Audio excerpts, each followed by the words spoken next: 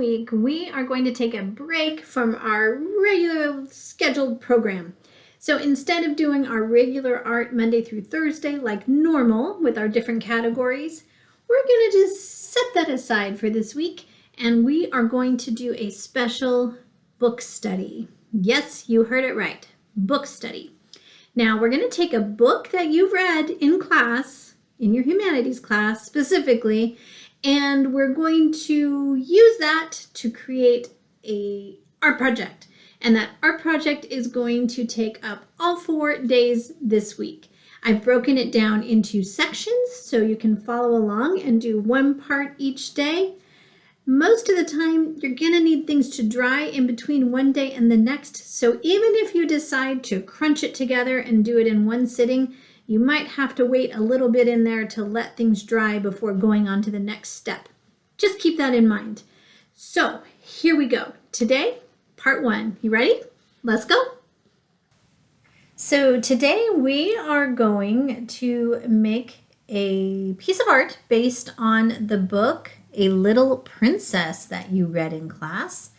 And we're going to focus on the window scene, being in the attic and looking outside, because Sarah sees beauty. In all of her circumstances, she sees beauty and she reflects beauty. She stays beautiful. Okay, we need painting paper. We're going to need a piece of black construction paper. It can be kind of a scrap. You need about half a sheet. We're going to need a white pencil, maybe your regular pencil today, and you're going to need your watercolor set. So we're going to work, and scissors, don't forget those. We're going to work on 2 things today. We're going to do a background, and then we're going to create a little cityscape silhouette. Our inspiration for this piece comes from the part of the book that says she mounted her table and stood looking out. It was a wonderful moment. There were floods of molten gold covering the west, as if a glorious tide was sweeping over the world. A deep, rich yellow light filled the air. The birds flying across the tops of the houses showed quite black against it. "It's a splendid one," she said softly to herself. "It makes me feel almost afraid, as if something strange was just going to happen. The splendid ones always make me feel like that." Okay, we're going to do our sunset. If you'd like to grab a larger brush, you are totally allowed to do that. And we're going to start with that golden she talked about. We're going to start with that yellow. So about a little lower than the middle of your paper. We're just going to sweep some yellow back and forth, back and forth. And when it's time to grab a new color, you're going to want to make sure that you wash that brush off. So we're sweeping our yellow back and forth. I want this quite golden. And you don't have to make your sunset exactly like mine. You can make it different. You just want it to be amazing and brilliant. So whatever that looks like to you, whatever colors. Now just be selective. As you choose colors, you want to make sure that when you put 2 colors next to each other, that they are going to transition nice. They need to nicely change from one to the next. So you need to put colors next to each other that have that color in it. So orange is made out of yellow and red. So I can put it next to yellow and I can put it next to red.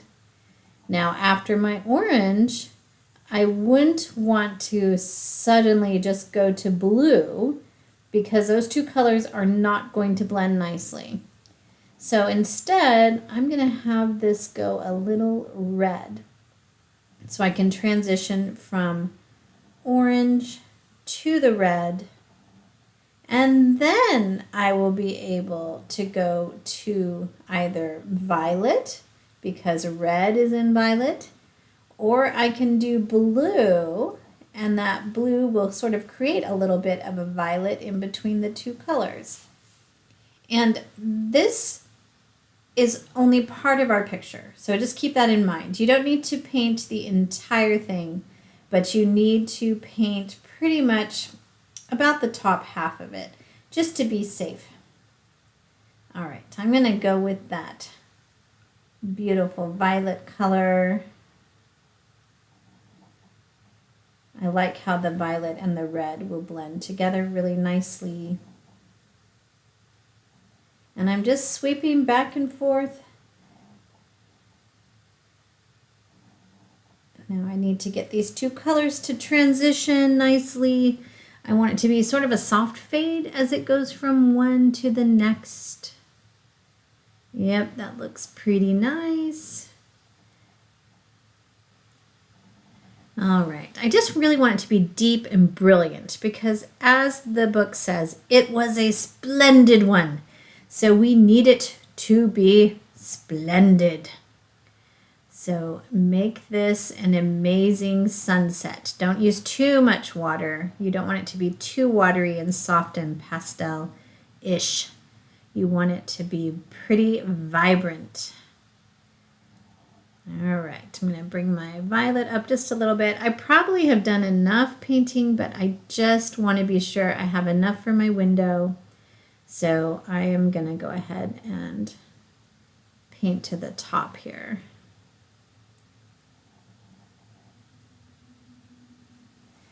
And of course, every time you're changing colors, before you dip in that paint palette, you better wash off that brush.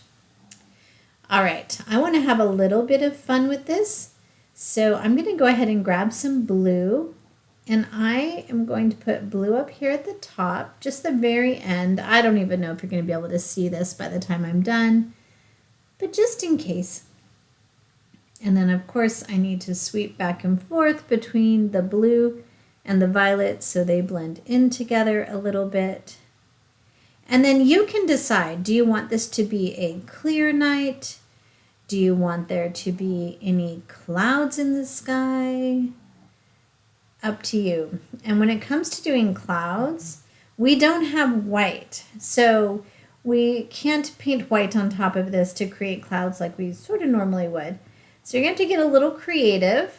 If you want clouds, I would suggest probably going with the blue. So I'm just literally going to sort of dot. I'm dotting my clouds on here. I'm getting some cloud shapes. And of course, this is still wet. So it's going to blur. It's going to fuzz a little bit. But I want that. I want it to look as if these clouds are sort of misty. They sort of fade out into nothingness. And I'm literally just holding my brush and dotting. And just sort of doing the outline of the cloud. I want to give the feeling of the cloud. I don't want to totally fill them in and make them poofy. I'm going to let some of that beautiful sunset be reflected in the clouds. I wish my camera didn't pick up that shine quite so much, but you'll see it better in a little bit when it's dry. All right. I have some clouds. I'm just going to do a couple more like way off in the distance over here. So we're getting pretty far away. Spread this out just a little bit, kind of help it to get a little fuzzier. Oh yeah, I think that looks very good. I like it. Just sort of adds a little bit to the drama. Our splendid sunset scene is going to capture Sarah's view out of her window. But it's going to remind us of what a great attitude she had. Okay, that's brilliant. That looks great. I need this to dry, so I'm going to set that aside and clean off my table. All right, you're going to grab that black paper, your white pencil, and you will need a ruler. We need to make straight lines. I also, because I'm using a ruler and I want to make things really, really straight, I am going to sharpen my pencil and get it very pointy. Okay, we are going to create a silhouette. Don't worry about my tear out spot. I'm just going to use the bottom half of my sheet. So our silhouette, we want to create a little cityscape. We want to see all of the buildings. We're not going to see any of their features. we are just going to see, like, no details. We're just going to see the outline. So this is a lot of rectangles, but you want to make it interesting.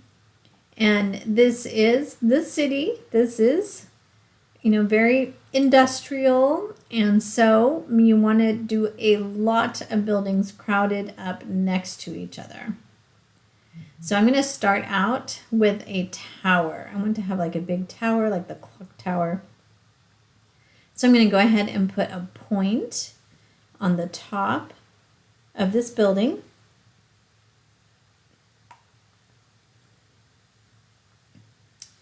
Just like that. I'm working upside down right now, just so you know. And then I want to make sure my horizontal line is straight, and I'm going to go out a little bit. And I'm going to turn my ruler and make another building. I want my tower to be my tallest building, so I'm not going to go all the way to the top of where that tower is. Matter of fact, I'm going to make that a lot shorter.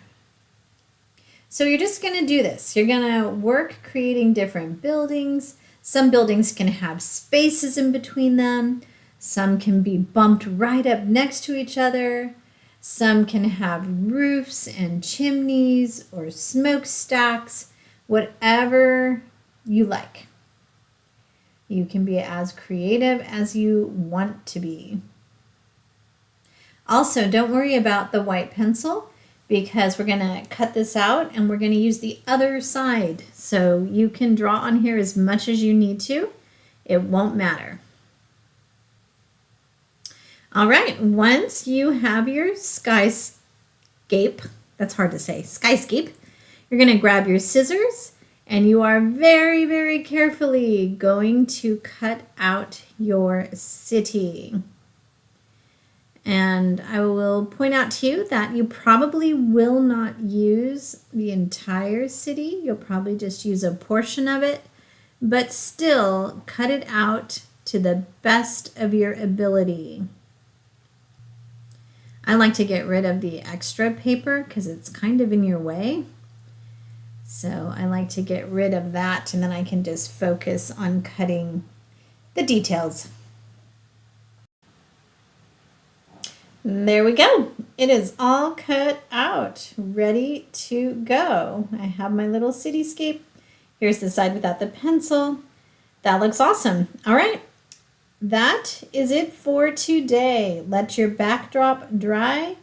Bring your cityscape and your painting back tomorrow for part 2.